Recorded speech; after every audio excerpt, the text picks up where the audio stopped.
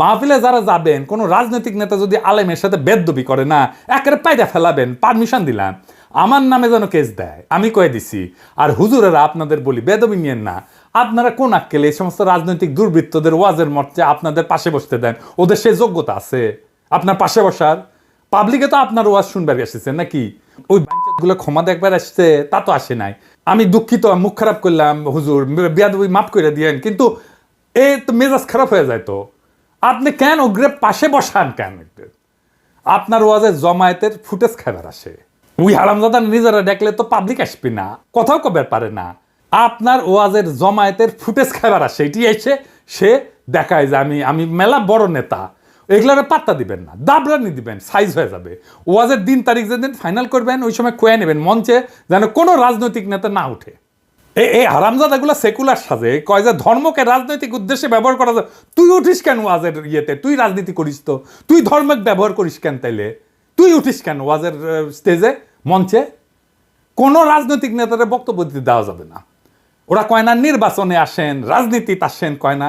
হ্যাঁ, এই যে দুদুভাই কইছে, এই যে শুনেন, ভাইরে রাজনীতি করবেন স্বনামে আসে, আড়াইলে আপনার লাগে রাজনীতি করেন। এবার কইবেন তুই এটা ওয়াজ কর, নিজে নিজে কর, দেখি দেখি হাউ মেনি প্যাডিতে হাউ মেনি রাইস, পারিস নাকি দেখি। আওয়ামী লীগ আমলে ওয়াজে এসে আওয়ামী লীগ নেতারা চড়াও হইতো না, দেখিছেন না? চড়াও হইতো না। এখন বিএনপি নেতারা চড়াও হচ্ছে। এই যে দেখেন, এটা আমার শহরে বগুড়ায় মাওলানা বজরুল রশিদ মিয়া, আমি কলে খুব পছন্দ করি, খুব চমৎকার একজন আলেম, কলে খুব সুন্দর ওয়াজ করেন, উনার উপরে চড়াও হয়েছে, মিজাজ খারাপ হয়ে গেছে দেখে। আর চড়া হয়েছে কে? আওয়ামী লীগের পান্ডা মোহনের ভাই বিএনপি নেতা বাদশা, দুই ভাই দুই দল করে, এক ভাই আওয়ামী লীগ, এক ভাই বিএনপি। ওর ভাই বগুড়া শহরের কোনো জমি বাকি রাখে না, এই যে মোহন দখল করেছে, দুই ভাই দল করে সিস্টেম কইরা এখন আরেক ভাই রাজত্ব চালাইতেছে বগুড়ায়। এটা আগা পাঁচতলা দুর্বৃত্ত ফ্যামিলি। শোনেন কি করিছে। কিসের ভাষা ভাই? আমরা আমার দেশে থাকি না, আমরা দেশে থাকি না। ঠিক আছে, আপনি বলেন কেন যে আল্লাহ আকবার একবারই ছাড় দেয় না?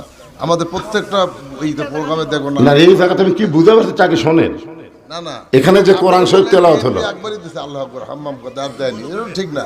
তার মানে দিছে তো না? তার মানে দেয়নি, দিছে তো। একবার দেখ, 10 বার দেখ, দিছে। আপনারা কোন আওয়ামী লীগের মধ্যে দিছে? আপনি তো বললেন একবারই দিছে, আর দেয়নি। এটা তো ঠিক না। আমি একটু আমার প্রধান বক্তার সাথে দ্বিধা করেছিলাম যে উনি বলতে চেয়েছিলেন যে একবারই হাম্মাম সাহেব বলছেন, এটা তারপর কি বলছেন আমি আসলে এই করি, যখন বলছে একবার বলেছেন আমি সেটাকে দ্বিধা করেছি। আমরা ইসলাম কারো ব্যক্তিগত সম্পত্তি নয়, ইসলাম সকল মুসলমানের সম্পদ।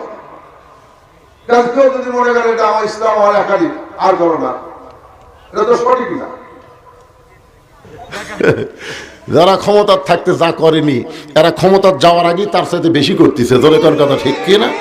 রাধা বাদশাহ আউট হয়ে গেছে। আগামীর বাংলাদেশে রাজনৈতিক দুর্বৃত্তদের ঠাঁই নাই। হাজারো ছাত্র জনতা এমনি এমনি তাদের জীবন দেয় নাই। আমরা নতুন রাজনীতি চাই, আমরা নতুন কণ্ঠস্বর চাই, আমরা ফ্রেশ জিনিস চাই, সেকেন্ড হ্যান্ড মাল না। ইনকিলাব জিন্দাবাদ।